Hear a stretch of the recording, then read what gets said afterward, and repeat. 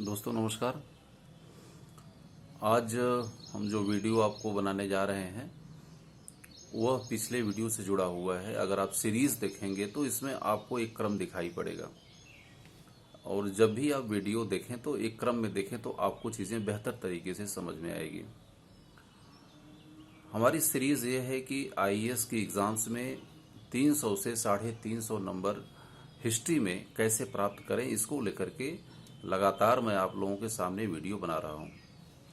इसकी श्रृंखला काफ़ी पहले से मैं 1 साल से करीब बना रहा हूं। उसी क्रम का एक छोटा सा वीडियो करीब 10 मिनट का या उससे भी छोटा हो सकता है, उसको लेकर के हम आपके सामने इन विषयों को लेकर के हम स्टडी आपसे कर रहे हैं।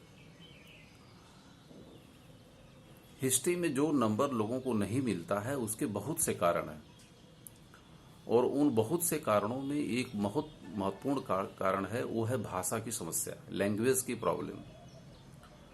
पिछले कई सालों से सिविल सर्विस के एग्जाम में यूपीएससी को लेकर के हिंदी भाषी क्षेत्रों के जो छात्र हैं लगातार यह प्रश्न उठा रहे हैं कि उत्तर भारत के हिंदी माध्यम से जो परीक्षा देते हैं आईएएस की, उनके साथ में भेदभाव किया जा रहा है।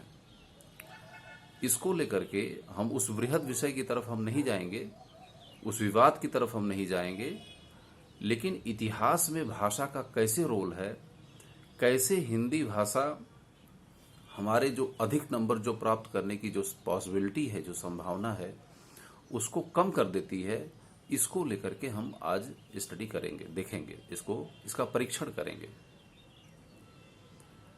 जो आपसे मैं बताने जा रहा हूं यह मेरा कोई निजी अनुभव भी है, और जो विशेषज्ञों से हमारी बात हुई है उसके आधार पर ऑब्जेक्टिव तरीके से प्रूफ के साथ में आपके सामने इन बातों को मैं आपको प्रस्तुत करूंगा। एक बहुत बड़े विशेषज्ञ हैं इतिहास के, जो यूपीएससी में, union public service commission Delhi में हिस्ट्री के विशेषज्ञ हैं, और वह आईएएस की कॉपी जांचते हैं, इतिहास विषय की कॉपी जांचते हैं। उनका नाम लेना कतई ठीक नहीं है, लेकिन मेरी उनसे जब भी वार्ता होती है, निजी रूप से मेरी जब वार्ता होती है, तो इन विषयों को मैं उनके सामने उठाता हूं कि इतिहास ऑप्शनल को लेकर के बच्चों को नंबर क्यों नहीं मिलता है। तो वो बहुत सी बातें बताते हैं। उन बातों में से एक उनका जो महत्वपूर्ण तथ्य है वह है भाषा की समस्या, लैंग्वेज की प्रॉब्लम। उनका यह कहना है कि जब हम लोग हिंदी माध्यम की कॉपी जांचते हैं तो हम लोग भी चाहते हैं कि बच्चों को अधिक से अधिक नंबर मिले, जैसा यूपीएससी का निर्देश होता है कि बच्चों के साथ में पूरी तरीके से न्याय किया जाए। तो उनका यह कहना है कि जो सबसे बड़ी समस्या है, जो आज की जनरेशन के जो बच्चे हैं उनके साथ में हिंदी भाषा के साथ में बहुत समस्याएं हैं, बहुत ही प्रॉब्लम्स हैं। वो निश्चित रूप से हिंदी माध्यम से लिखते हैं, लेकिन उनका हिंदी माध्यम से जो उनका प्रेजेंटेशन होता है वह बेहद खराब होता है, अच्छा नहीं होता है। यह एक बहुत बड़ी समस्या है। जो भी बच्चे हिंदी माध्यम से आते हैं उनको कामा, फुल स्टॉप, अपस्ट्रोफ, यानी जो ग्रामर, हिंदी ग्रामर की जो चीजें होती हैं उनको इसके बारे में पता नहीं होता है।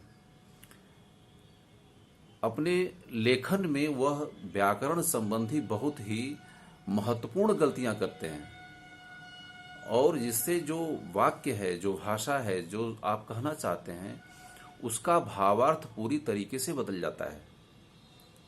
तो सबसे महत्वपूर्ण यह है कि जो भी हिंदी भाषी क्षेत्र के लोग हैं, जो छात्र हैं, वह अपनी भाषा के साथ में, अपनी लैंग्वेज के साथ में वह मेहनत करें।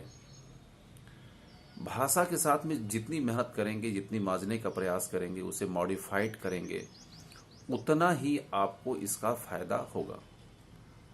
आप इस चीज को सोचिए कि एक आप आईएएस अधिकारी हो गए हैं या सचिव हो गए हैं, भारत के बहुत बड़े हिस्से को आप लीड कर रहे हैं। आपके कोटिंग से, आपके लेखन से, एक आपके कमेंट से बड़ी बड़ी बातें निश्चित हो जाती हैं, लेकिन आपको छोटा ऊ, बड़ा ऊ, छोटी ई, बड़ी ई, कामा, फुल स्टॉप, अपस्ट्रोफ का ही पता नहीं है। तो इसे कहते हैं अर्थ का अनर्थ होना, खुदा को जुदा लिख देना, ये सब बातें होती हैं। तो यूपीएससी इन बहुत छोटी छोटी बातों को बहुत ही ध्यान से देखता है।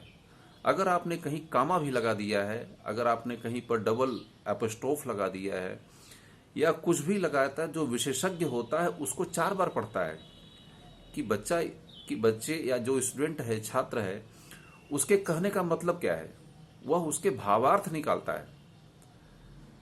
तो भाषा की शुद्धता, उसकी एक्यूरेसी बहुत ही महत्वपूर्ण है।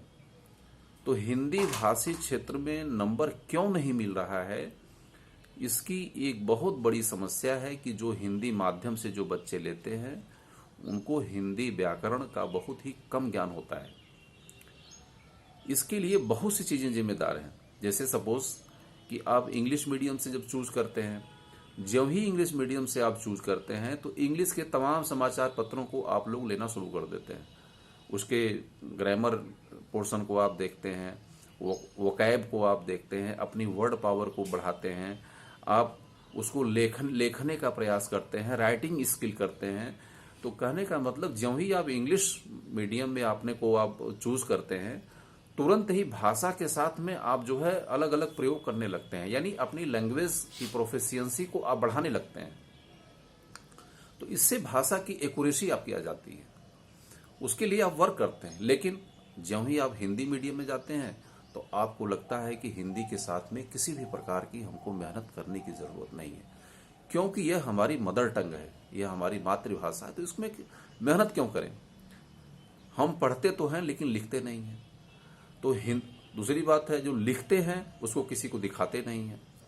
जब अपनी भाषा, जो अपनी हिस्ट्री की जो आंसर हैं, जब तक किसी विशेषज्ञ को आप दिखाएंगे नहीं, तब तक आपके लेखन में क्या कमियां हैं या आपके कम्युनिकेशन, जो भाषा का कम्युनिकेशन है, जो राइटिंग स्किल है, उसमें क्या कमियां हैं, उसका पता नहीं लग पाता है। इसीलिए हिंदी मीडियम में जो बच्चों को इतिहास विषय में या किसी अन्य विषय में जो मार्क्स या जो नंबर नहीं मिल पा रहे हैं, उसका एक बहुत बड़ा मेजर जो रोल होता है वो है भाषा की समस्या, लैंग्वेज की प्रॉब्लम। हम यूपीएससी के ऊपर उंगली नहीं उठाएं। हम ये नहीं कहते कि यूपीएससी के साथ में गलती नहीं करता होगा, निश्चित रूप से गलतियां करता होगा। यूपीएससी को भी चलाने वाले मानव ही लोग हैं, आदमी ही लोग हैं, तो निश्चित रूप से गलतियां हो सकती हैं, लेकिन वह इतनी बड़ी गलतियां नहीं हैं कि आपके करियर के साथ में वो खिलवाड़ कर सके। कुछ नंबर्स का हेरफेर हो सकता है, मैं इसको मानता हूं, लेकिन आप कहें कि जो इतिहास विषय को लेकर के जो इंग्लिश मीडियम में लिखेगा उससे आपको 100 नंबर ज्यादा मिल जाएगा, आपको 100 नंबर कम मिलेगा या 50 नंबर का, ऐसा नहीं हो सकता है। अगर आपने भाषा के साथ में न्याय किया है, जो फैक्ट और फिगर है उसके साथ में न्याय किया है, यूपीएससी का जो मानक होता है, जो स्टैंडर्ड होता है, उस स्टैंडर्ड को आपने टच किया है, तो आप ये तय जानिए कि अंग्रेजी माध्यम से जो नंबर बच्चों को मिलता है उससे कम नंबर आपको नहीं मिला है। दूसरा एग्जाम्पल मैं आपको बताता हूं कि जो हम लोगों ने बच्चों को पढ़ाया है, जो हमारे बच्चे ने हिंदी मीडियम से नंबर प्राप्त किया है, उन लोगों के भी मार्क्स 300 से ज्यादा मिले हैं।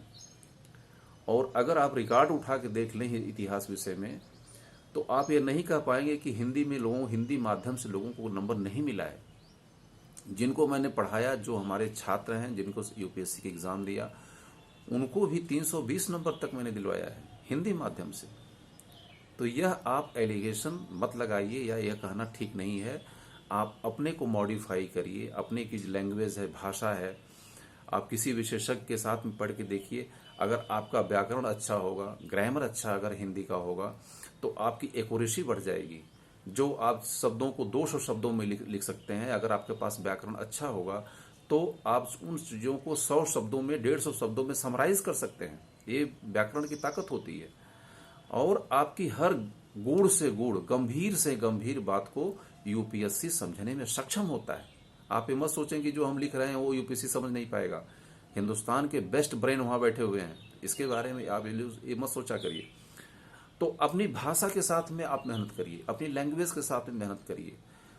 किसी क्वेश्चन का अगर आंसर है 200 शब्दों में लिखते हैं आप, तो यह उसको प्रयास करिए कि कैसे कामा का यूज करते हुए, फुल स्टॉप का यूज करते हुए, अपस्ट्रोफ का यूज करते हुए उसको हम 150 शब्दों में लिख सकते हैं। इस पर कोई भी एफर्ट या कोई भी एक्सरसाइज नहीं करता है और हम भाषा को कटघरे में खड़ा कर देते हैं, अपने को कटघरे में नहीं खड़ा करते हैं, यूपीएससी को कटघरे में खड़ा कर देते हैं। यह कहना पूरी तरीके से गलत है। तो आप हिंदी की तमाम पत्रिकाएं आती हैं, मैं पत्रिका सब्सक्राइब करने के लिए आपको नहीं कहूँगा, लेकिन ग्रामर की 20 किताबें मार्केट में पड़ी हुई हैं। किसी एक दो किताब को आप चूज़ कर लीजिए। कामा कहाँ लगाया जाता है, फुल स्टॉप कहाँ लगाया जाता है, किन चीज़ों को कैसे लिखा जाता है, बड़े से बड़े चीज़ों को कैसे समराइज किया जा सकता है। यह स्किल एक बहुत बड़ी आईएएस बनने की एक महत्वपूर्ण योग्यता होती है कि बड़े से बड़े फैक्ट को छोटे से छोटे जो है एरियाज या छोटे कम से कम शब्दों में समराइज कर देना, यह भी अपने आप में एक बहुत महत्वपूर्ण आईएएस की योग्यता मानी जाती है। इसे प्रेसी राइटिंग इंग्लिश में कहा जाता है, लेकिन आपको यहाँ प्रेसी राइटिंग नहीं करना है।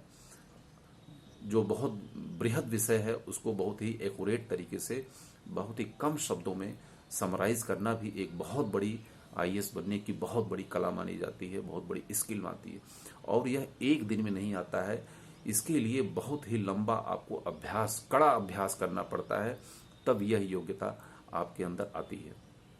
अगर आप आईएएस बनना चाहते हैं तो आप ये तय जानिए कि अगर यह योग्यता आपके पास नहीं है तो आप आईएएस बनने की बात जो आपके दिमाग में आती है उसको किनारे कर दीजिए, आप आईएएस नहीं बन पाएंगे। यह एक तमाम क्वालिटी जो होती है उसमें यह क्वालिटी भी